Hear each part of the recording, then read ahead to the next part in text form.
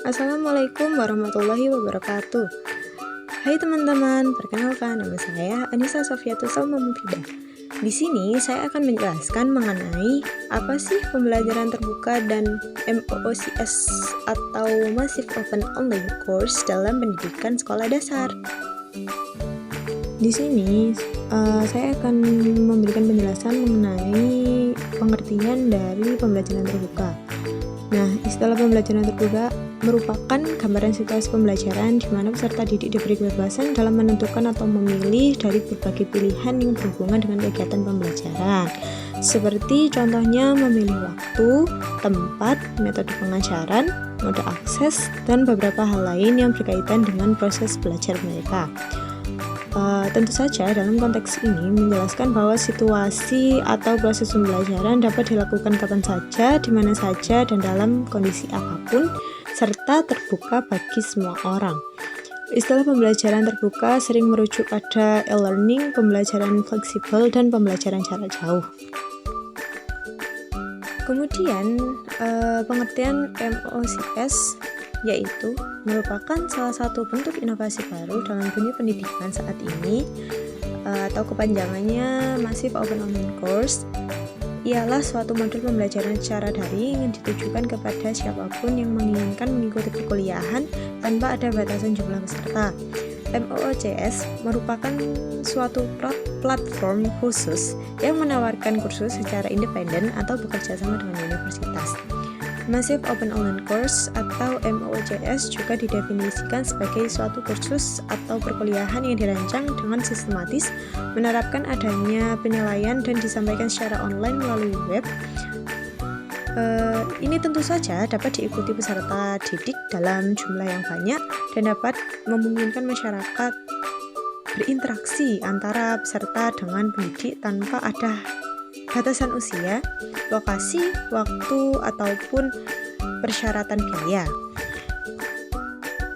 Tantangan implementasi pembelajaran terbuka dan MOOCS. Yang pertama tentu saja akses teknologi.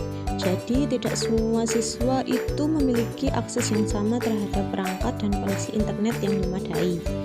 Yang kedua yakni keterampilan digital. Baik siswa ataupun guru tentu saja perlu memiliki keterampilan digital yang memadai untuk berpartisipasi dalam pembelajaran online. Dan yang ketiga yakni interaksi sosial siswa. Meskipun MOOCS ataupun pembelajaran terbuka memungkinkan interaksi sosial, interaksi tatap muka langsung yang penting untuk perkembangan sosial emosional siswa mungkin sedikit terbatas karena tidak ada pertemuan tatap muka.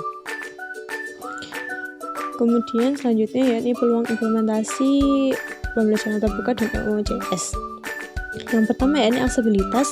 MOOCS memberikan akses ke berbagai sumber pembelajaran yang berkualitas tinggi terlepas dari lokasi geografis atau latar belakang sosial ekonomi. Yang kedua yakni fleksibilitas. Pembelajaran dapat dilakukan kapan saja dan di mana saja, memungkinkan siswa belajar sesuai dengan ritme mereka sendiri. Dan yang terakhir yakni personalisasi. MOOCS memungkinkan pembelajaran yang lebih dipersonalisasi, disesuaikan dengan kebutuhan dan minat masing-masing siswa.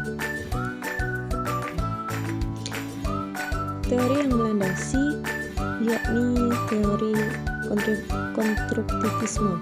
Teori pembelajaran terbuka dan MOOCS berakar pada konstruktivisme yang menekankan bahwa pengetahuan dibangun secara aktif oleh individu melalui interaksi dengan lingkungan. Dalam konteks ini, MOOCS menawarkan lingkungan belajar yang fleksibel dan kolaboratif, dan tentu saja memungkinkan siswa untuk membangun pengetahuan mereka sendiri dengan kecepatan mereka sendiri. Kemudian ada dua teori lagi yang mendukung adanya pembelajaran terbuka dan MOOCS. Yang pertama ini konektivisme. Teori ini menekankan pentingnya koneksi dan jaringan dalam pembelajaran MOOCS yang memfasilitasi koneksi antara siswa, guru, dan sumber daya pembelajaran lainnya. Yang kedua yakni teori belajar sosial. Teori ini menekankan pentingnya interaksi sosial dalam pembelajaran. MOOCS dan pembelajaran terbuka menyediakan platform untuk interaksi sosial melalui forum diskusi, proyek kolaboratif, dan berbagai macam proyek yang lainnya. Artikel internasional yang saya analisis yakni bertujuan untuk memberikan pemahaman yang lebih baik tentang fenomena MOCS dan tren menuju pendidikan yang lebih perguruan tinggi. Beberapa poin penting yang mungkin dibahas dalam artikel tersebut antara lain: yang pertama yakni kesesuaian kebijakan, dan yang kedua yakni kesadaran pengguna. Berikut ini merupakan link dan barcode artikel internasional yang saya analisis. Analisis 3 artikel nasional. Artikel yang pertama yakni menganalisis tentang bagaimana guru memandang dan menerapkan pembelajaran inquiry terbuka dan terbimbing dalam konteks pembelajaran sains. Dan artikel yang kedua yakni menganalisis dampak dan kemungkinan menyajikan studi kasus dari berbagai negara, membandingkan efektivitas MOOCS, dan mengidentifikasi tren global dalam pemanfaatan MOOCS. Artikel yang ketiga yakni membahas tentang analisis kemungkinan yang lebih bersifat teknis, menjelaskan langkah-langkah pengembangan media, dan mengevaluasi efektivitas media dalam meningkatkan pembelajaran. Ini merupakan link artikel nasional yang saya analisis,